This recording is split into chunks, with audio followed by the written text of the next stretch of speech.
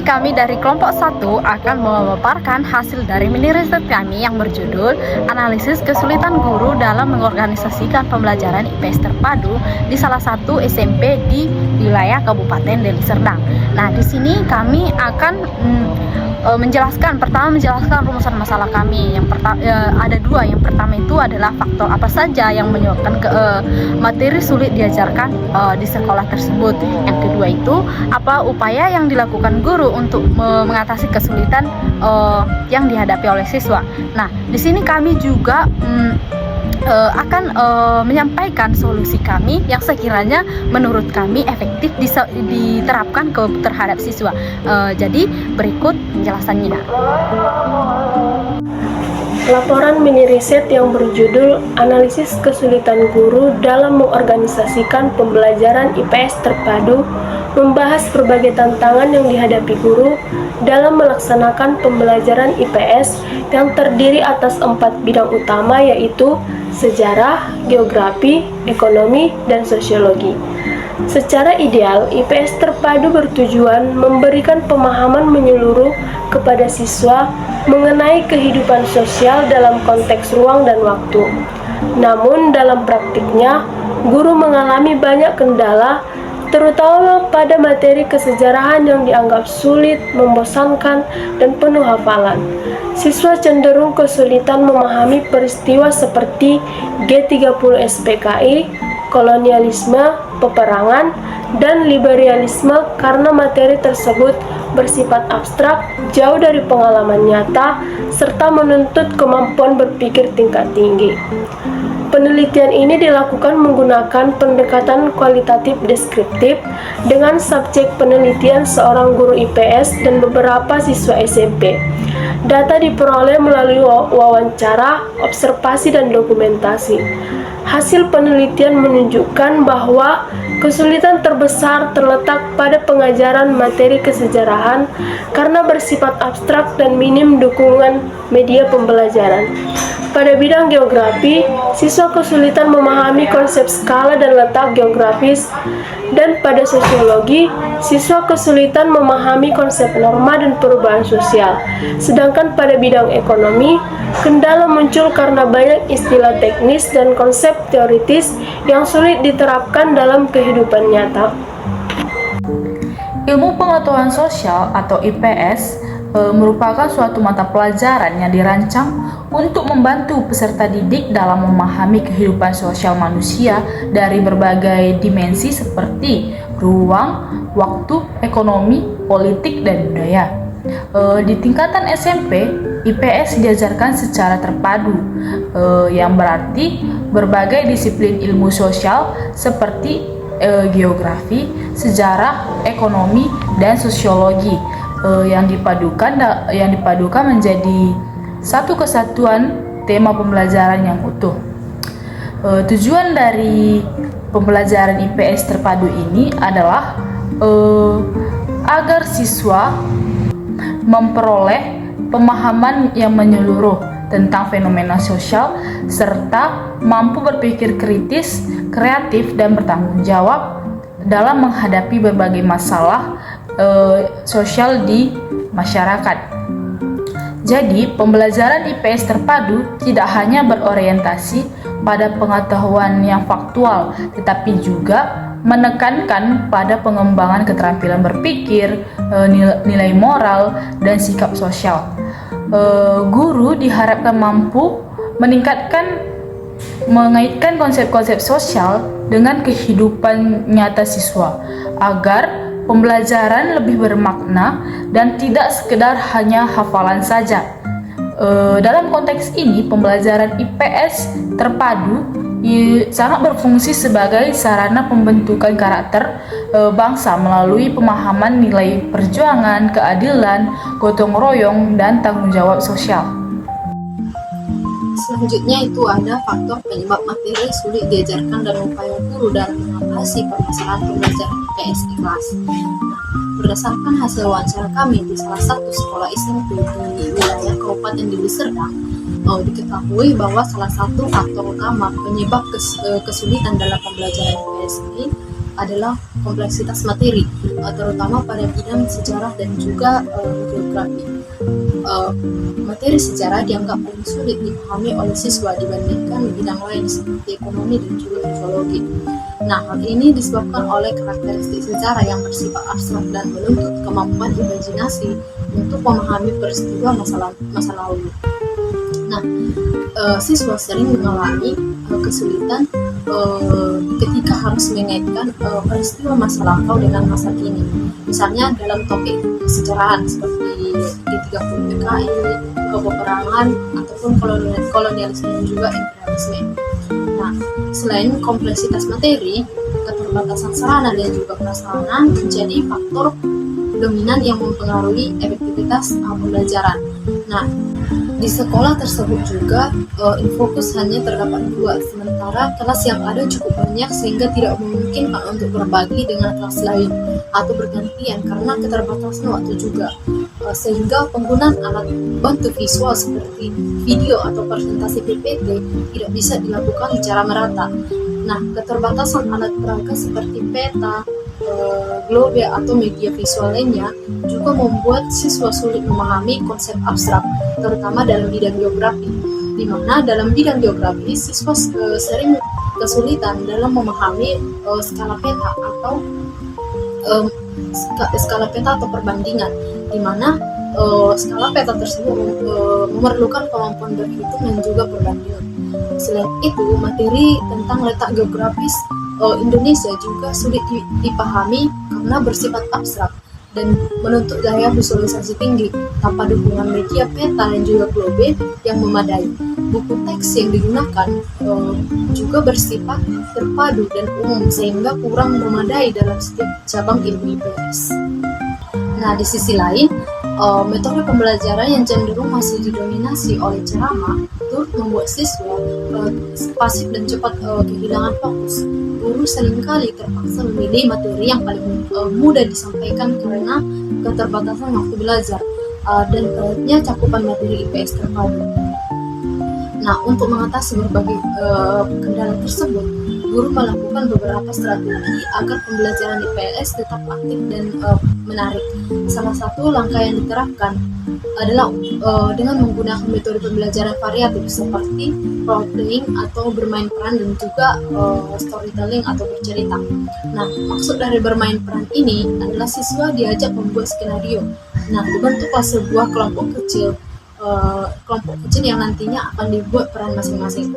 Nah, metode bermain peran ini terbukti cukup efektif dalam menjelaskan berbagai materi kesejarahan seperti yang saya jelaskan sebelumnya, yaitu G30 PKI, peperangan ataupun imperialisme dan juga kolonialisme.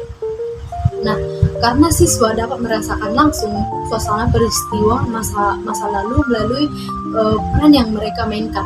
Misalnya siswa dibagi ke dalam kelompok dan diberi peran seperti tokoh-tokoh dalam peristiwa sejarah tertentu seperti pahlawan revolusi atau pihak penjajahnya. Peningkatan ini meningkatkan antusiasme dan pemahaman siswa dibandingkan dengan metode ceramah yang biasa digunakan.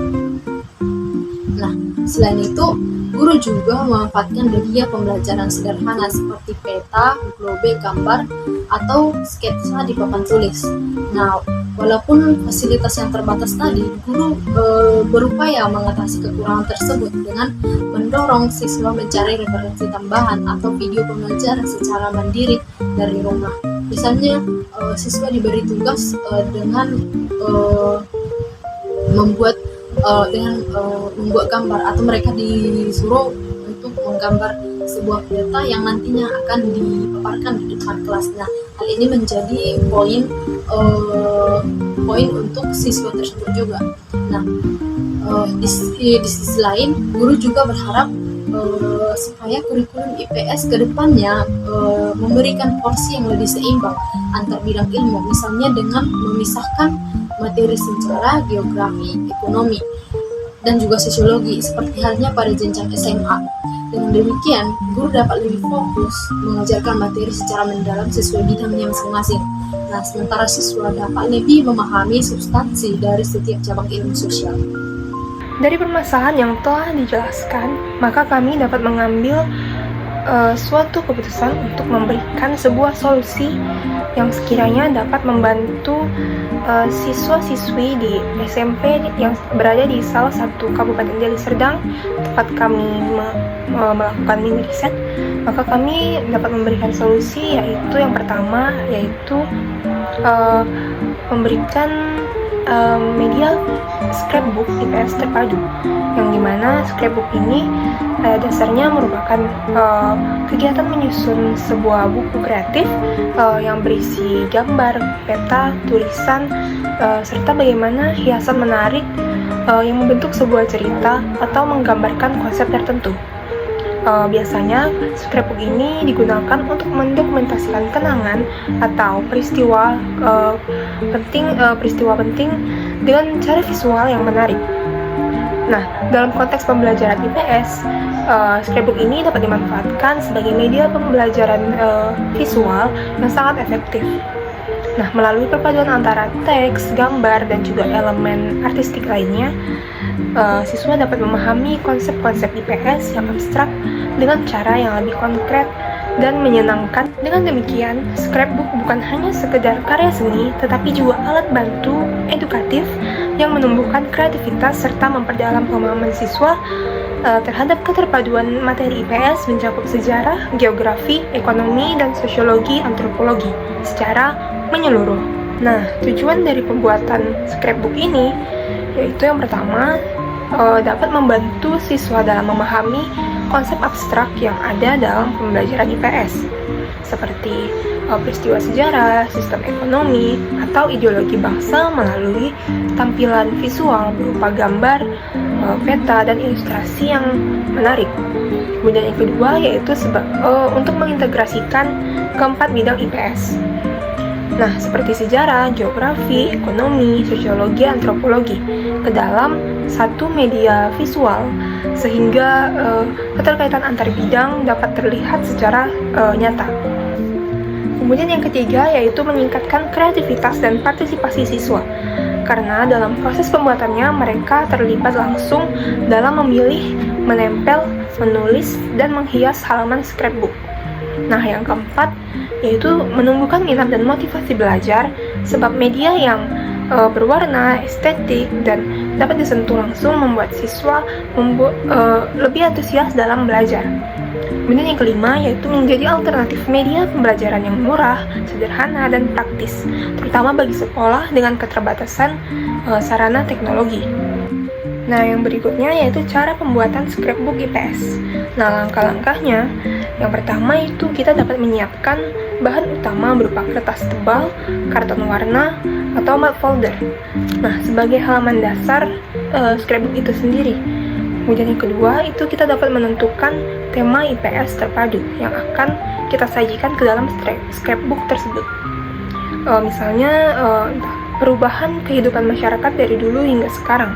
Nah, agar isi scrapbook memiliki alur yang jelas. Kemudian selanjutnya itu kita dapat membagi setiap halaman menjadi 4 bagian kecil yang memiliki cabang-cabang IPS. Nah, misalnya di sejarah, kita dapat menampilkan foto, ilustrasi, atau potongan cerita perjuangan bangsa. Kemudian di bidang geografinya kita dapat menyertakan peta wilayah, kondisi alam, atau fenomena lingkungan. Kemudian di bidang ekonominya kita dapat menambahkan gambar aktivitas produksi, distribusi, atau perdagangan. Nah, kemudian yang selanjutnya yaitu di bidang sosiologi. Nah, di sini kita dapat menggambarkan interaksi sosial atau kebiasaan masyarakat ataupun nilai-nilai budayanya. Nah, langkah selanjutnya itu kita dapat memberikan narasi singkat atau penjelasan sederhana di setiap gambar agar pembaca memahami maknanya. Nah, kemudian langkah selanjutnya kita dapat menghias scrapbook dengan warna, pita, stiker, ataupun gambar tambahan agar tampilan lebih menarik dan tidak monoton. Nah, kemudian yang terakhir itu kita dapat menggunakan scrapbook tersebut sebagai media bantu saat pembelajaran, baik itu untuk penjelasan guru maupun presentasi kelompok siswa di kelas. Nah, contoh penerapannya yaitu guru dapat membuat scrapbook IPS bertema perjuangan bangsa Indonesia. Nah, di halaman pertamanya itu mendapat menampilkan peta Indonesia beserta lokasi-lokasi perjuangan penting. Nah, kemudian di halaman keduanya itu dapat berisi gambar para pahlawan lengkap dengan kisah singkat perjuangan mereka. Nah, ini untuk di bidang sejarah. Nah, kemudian di halaman ketiganya itu dapat memuat dampak sosial dan ekonomi yang muncul selama masa penjajahan. Nah, kemudian yang di halaman keempatnya itu kita dapat menambahkan dengan menggambarkan nilai-nilai luhur bangsa seperti gotong royong, persatuan, dan nasionalisme. Nah, jadi melalui tampilan ini, siswa itu tidak hanya melihat potongan informasi, tetapi juga memahami keterkaitan antar aspek IPS secara terpadu. Mereka akan dapat belajar dengan cara yang lebih menyenangkan, aktif, dan tidak merasa bosan dengan mendengar metode ceramah saja. Nah, tujuan penggunaan mind mapping di dalam pembelajaran IPS ini yaitu yang pertama dapat membantu siswa memahami konsep abstrak dan kompleks dalam IPS melalui penyajian visual yang sederhana dan logis. Kemudian yang kedua yaitu mengintegrasikan keempat bidang IPS ke dalam satu peta pikiran yang utuh sehingga siswa dapat melihat keterkaitan antar disiplin ilmu sosial. Kemudian yang ketiga yaitu dapat mengembangkan kemampuan berpikir kritis dan analitis, karena siswa perlu menghubungkan ide utama dengan sub-ide yang relevan. Kemudian yang keempat yaitu dapat meningkatkan daya ingat dan pemahaman konsep, sebab informasi disusun dalam bentuk simbol, warna, dan cabang yang mudah diingat. Kemudian yang kelima yaitu dapat menumbuhkan kreativitas dan motivasi belajar, karena proses pembuatan mind map melibatkan unsur seni, kebebasan berpikir, dan ekspresi diri. Kemudian solusi selanjutnya yaitu ada mind mapping atau peta pikiran. Nah, mind mapping ini merupakan teknik visual yang digunakan untuk mengorganisasikan informasi secara terstruktur dalam bentuk cabang-cabang yang saling terhubung. Nah, konsep ini pertama kali diperkenalkan oleh Tony Buzan sebagai cara untuk menggambarkan proses berpikir manusia yang tidak berjalan linier, nah melainkan menyebar dari satu ide utama ke berbagai ide pendukung. Nah, dalam konteks pembelajaran IPS terpadu, mind mapping ini berfungsi sebagai media pembelajaran kreatif yang membantu siswa memahami keterkaitan antara konsep-konsep dalam 4 bidang IPS, yaitu sejarah, geografi, ekonomi, dan sosiologi antropologi. Nah, melalui tampilan visual yang menarik dan mudah dipahami melalui mind map, siswa dapat melihat hubungan antar topik secara menyeluruh atau holistik, bukan hanya sebagai potongan materi yang terpisah. Mind mapping juga menjadi sarana bagi siswa untuk menuangkan ide, menganalisis keterkaitan peristiwa, serta mengekspresikan pemahaman mereka secara kreatif menggunakan warna, simbol, gambar, dan kata kunci. Nah, langkah-langkah dalam pembuatan mind map ini, yang pertama itu kita dapat menyiapkan kertas besar atau kertas karton warna sebagai media utama untuk menggambar mind map. Nah, yang kedua, kita dapat menuliskan tema utama di tengah kertas, misalnya perubahan sosial ekonomi di Indonesia. Dan kemudian yang langkah selanjutnya yaitu misalnya dari tema utama, kita dapat membuat 4 cabang besar yang mewakili tiap bidang-bidang IPS. Misalnya dari bidang sejarah, kita dapat menuliskan peristiwa penting yang mempengaruhi perubahan sosial dan ekonomi. Nah, kemudian yang dari bidang geografinya, kita dapat menuliskan tentang faktor lingkungan atau lokasi yang berpengaruh terhadap kegiatan ekonomi. Kemudian di bidang ekonominya, kita dapat menuliskan perkembangan aktivitas produksi, distribusi, dan konsumsi masyarakat. Kemudian yang di bidang sosiologinya, kita dapat menuliskan perubahan perilaku, norma, dan pola interaksi sosial akibat dinamika ekonomi. Nah, dari setiap cabang, kita dapat mengembangkan lagi subcabang berisi kata kunci, gambar kecil, atau simbol yang mewakili ide pendukung. Nah, di sini, kemudian yang selanjutnya kita dapat menggunakan warna yang berbeda untuk setiap bidang IPS agar mudah dibedakan dan menarik secara visual. Kemudian yang keenam, kita dapat melengkapi dengan ikon garis penghubung atau gambar kecil agar lebih komunikatif dan mudah diingat. Kemudian setelah selesai, mind map ini dapat digunakan sebagai alat bantu saat siswa mempresentasikan materi ataupun sebagai bahan refleksi pembelajaran. Nah, jadi sebenarnya apa sih manfaat mind mapping ini dalam IPS? Nah, jadi manfaat mind mapping ini yaitu dapat meningkatkan pemahaman konsep secara terpadu. Nah, karena siswa melihat hubungan antar materi secara menyeluruh. Nah, kemudian memudahkan siswa dalam mengingat dan mengulang materi, sebab bentuk visual lebih mudah diingat dibanding teks panjang. Kemudian, mind mapping ini juga mendorong siswa berpikir aktif dan kreatif, terutama jika mind map dibuat dalam kelompok kecil. Kemudian, dapat digunakan sebagai alat evaluasi non-teks, yang dimana guru menilai pemahaman siswa melalui struktur dan isi peta pikirannya. Nah, jadi kesimpulannya media scrapbook ini dan juga mind mapping yang sudah saya jelaskan tadi merupakan dua inovasi pembelajaran yang dapat atau mampu membuat proses belajar lebih aktif, kreatif, dan bermakna. Scrapbook berfungsi sebagai media visual konkret untuk memperjelas konsep-konsep IPS, sedangkan mind mapping berperan sebagai alat berpikir dan perencanaan ide yang membantu siswa mengorganisasi informasi secara logis dan juga menarik. Kedua media ini sama-sama mudah dibuat, hemat biaya, dan relevan diterapkan di sekolah dengan fasilitas yang terbatas. Dengan mengkombinasikan kreativitas dan keterlibatan aktif siswa, guru dapat menghadirkan suasana belajar yang tidak hanya informatif, tetapi juga menyenangkan, dan menumbuhkan pemahaman yang mendalam terhadap keterpaduan ilmu sosial. Demikianlah hasil pemaparan materi kami mengenai mini riset kami. Adapun kesalahan kata ataupun tingkah laku kami di sini, kami mengucapkan mohon maaf dan terima kasih. Thank you for watching.